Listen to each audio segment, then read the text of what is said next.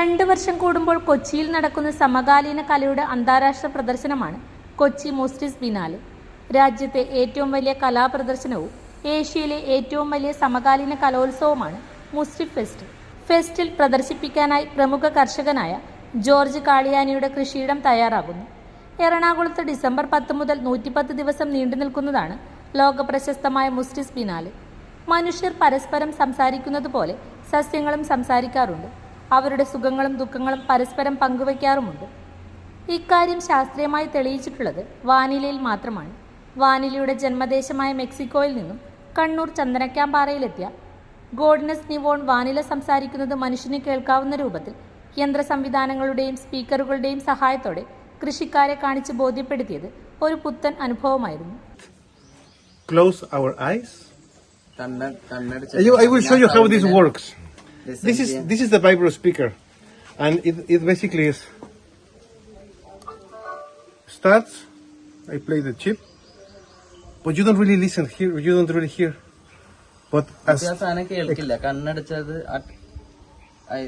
but when it's in contact of some things, I think you need something like a glass, metal or something. you can touch here.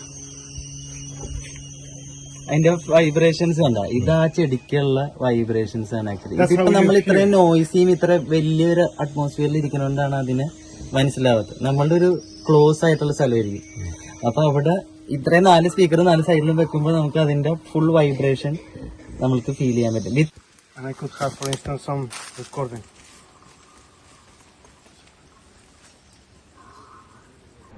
കാർഷിക മേഖലയിൽ നിരവധി അംഗീകാരങ്ങൾ നേടിയിട്ടുള്ളവരാണ് George കാളിയാനിയും മകൻ ജിനേഷ് കാളിയാനിയും.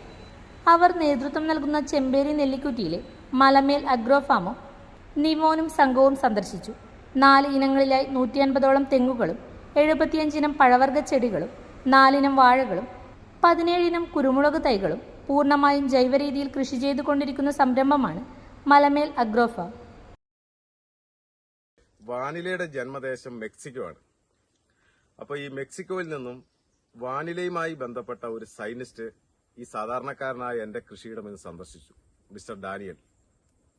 ഒരു കൃഷിക്കാരനായ എന്നെ സംബന്ധിച്ച് ഭയങ്കര സന്തോഷമുള്ള ദിവസമാണ്. ഇതിൽ കൂടുതലൊരു സന്തോഷം എനിക്ക് ചിലപ്പോ കാർഷിക മേഖലയിൽ കൃഷിയിൽ വ്യക്തിപരമായിട്ടുണ്ടാകാൻ സാധ്യതയില്ല എന്ന് ഞാൻ വിചാരിക്കുക.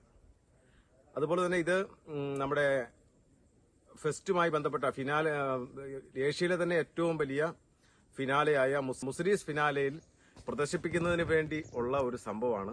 അതായത് വാനില എങ്ങനെ നമ്മൾ തമ്മിൽ സംസാരിക്കുന്നത് പോലെ വാനില എങ്ങനെ അവരുടെ സൗഹൃദങ്ങളും അവരുടെ സുഖങ്ങളും ദുഃഖങ്ങളും, വെള്ളം കിട്ടിയില്ല വെള്ളം കിട്ടുന്നുണ്ട്, ഇതൊക്കെ സംസാരിക്കുന്നത് സ്പീക്കർ ഉപയോഗിച്ച് നമുക്ക് കേൾക്കാൻ പറ്റുന്ന രൂപത്തിൽ പ്രകടമാക്കുന്ന ഒരു സംഭവമാണ്. എല്ലാ ചെടികളിലും ഇത് ഉണ്ട് എന്നാണ് ഇപ്പൊ സാർ എന്നോട് പറഞ്ഞത്. വാനിലയിൽ മാത്രമാണ് ഇത് ലോകത്തിൽ, ഒരു സസ്യത്തിൽ വാനിലയിൽ മാത്രമാണ് ഇത് കണ്ടുപിടിക്കപ്പെട്ടിട്ടുള്ളത്.